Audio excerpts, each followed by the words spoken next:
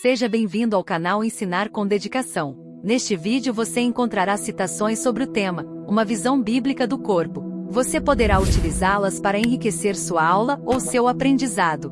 As referências bibliográficas estão na descrição do vídeo. Não esqueça de se inscrever. Quanto ao corpo, a Bíblia ensina repetidamente que enquanto o crente aqui viver, deve cuidar bem do seu corpo, através da sua conservação, isento de imoralidade e de iniquidade, Romanos capítulo 6 e versículos 6, 12 e 13, 1 Coríntios capítulo 6 e versículos de 13 a 20, 1 Tessalonicenses capítulo 4, e versículos 13 e 4, e da sua dedicação ao serviço de Deus, Romanos capítulo 6 e versículo 13, e capítulo 12 e versículo 1. O corpo dos salvos será transformado no dia da ressurreição, quando então a sua redenção estará completa, isto para os que estão em Cristo Jesus.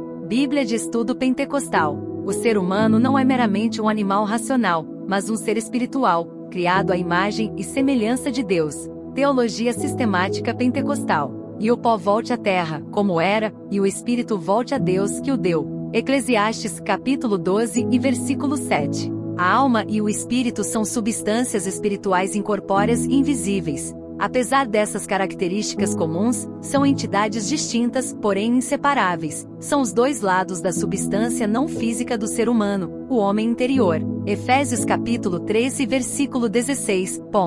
Declaração de fé das Assembleias de Deus. O problema não é o corpo, mas o pecado. O corpo é apenas o lugar onde a batalha entre o bem e o mal é encarnada. Nancy Pearcey. Uma vida concentrada no exercício contínuo da vontade de Deus em sua obra não encontrará tempo para os cuidados desta vida material, ainda que sujeita às tentações e distrações deste mundo. Revista Ensinador Cristão. A santificação é uma obra progressiva da parte de Deus e do homem que nos torna cada vez mais livres do pecado e semelhantes a Cristo em nossa vida presente. Wayne Grudem. O corpo é a tenda na qual a alma do homem peregrina, mora durante sua viagem do tempo para a eternidade. A morte, desarma-se a barraca e a alma parte. Meir P. Arman. O corpo é a bainha da alma. A morte é o desembainhar da espada. Meir P. Arman. Não temos o direito de usar o nosso corpo ou nossa vida para a gratificação da carne ou para a exaltação do próprio eu. Tanto nosso corpo como nosso espírito pertencem ao Senhor. Por isso, nosso objetivo deve ser usar os dois para glorificar a Deus. 1 Coríntios capítulo 6 e versículo 20.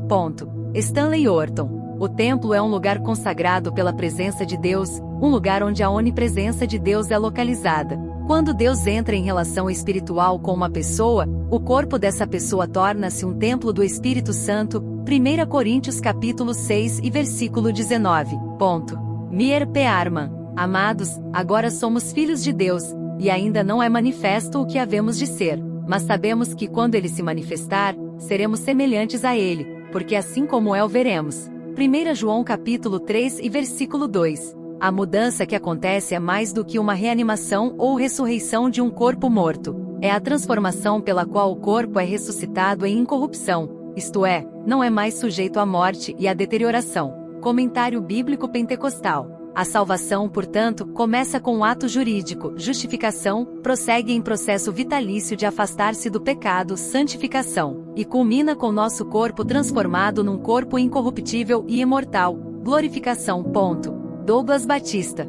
Os desafios de nosso tempo são cada vez maiores, o casamento e o divórcio estão banalizados e deturpados. Mateus capítulo 19, versículos 7 e 8. Muitos estão chafurdados no pecado de adultério e escravizados pela pornografia. Mateus capítulo 5 e versículo 28. E no capítulo 19 e versículo 9. Na sociedade depravada, o sexo grupal e o swing, troca de casais, são praticados e estimulados. O vocabulário é permeado de palavras de lascívia e expressões maliciosas. Colossenses capítulo 3 e versículo 8. As crianças estão sendo submetidas à erotização precoce no ambiente escolar por meio da imposição da ideologia de gênero. Douglas Batista. O hedonismo alega que o objetivo da vida é a obtenção do prazer e a fuga do sofrimento. Douglas Batista. Diferentemente do que a Bíblia ensina quanto ao corpo, a sociedade materialista e secularizada afirma que o corpo foi feito para ser explorado e ter as suas necessidades satisfeitas. Revista Ensinador Cristão. Relata a mitologia que um dia, ao debruçar-se sobre um lago, Narciso viu o seu próprio rosto refletido na água. Sem saber que o reflexo era do seu próprio rosto, ele imediatamente se apaixonou pela imagem. Narciso ficou naquele lugar, hipnotizado, dias e dias sem comer nem beber, ficando cada vez mais fraco. Assim, acabou morrendo ali mesmo, com o rosto pálido voltado para as águas. Esse foi o castigo de Narciso, cujo destino foi amar a si próprio.